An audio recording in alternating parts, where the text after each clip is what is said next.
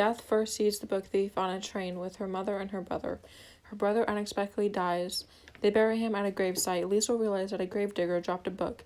She picked it up. This is the first book she has stolen. When she arrives to her foster parents, Hans and Rosa Huberman, Liesel goes outside and befriends a boy, Rudy, who is obsessed with the American athlete Jesse Owens.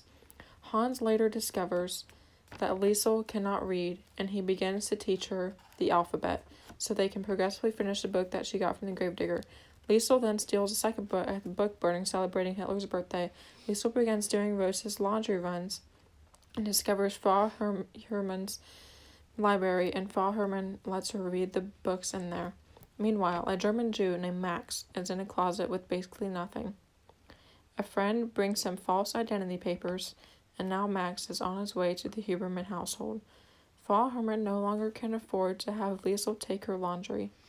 That is when Rudy and Liesel begin to steal books from Frau Hermann's library.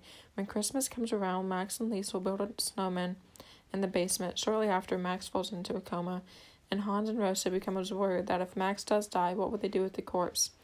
When Liesel goes back to steal another book from Frau Hermann, she notices that she left a note for Liesel in a dictionary. As the war intensifies, Germans are coming to take more Jews.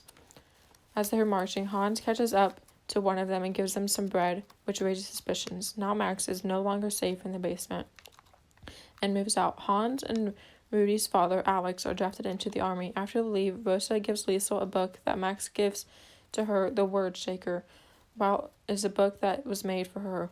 Hans is sent to Essen when he gets back in a bus accident and breaks his leg and gets sent home.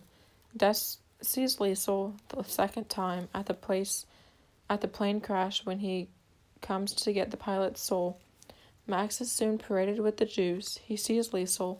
He then vows that they should meet again. The mayor's wife gives Liesel a blank notebook so then she can write her own story. As she is writing in the basement, an air raid is happening. She is the only one that survives. When she comes out, she finds Rudy's dead corpse and gives him a kiss. Eventually, Max's promise comes true, and him and Liesel reunite. In the following years, when Liesel is on her deathbed, Death gives her the book that she wrote as a little girl.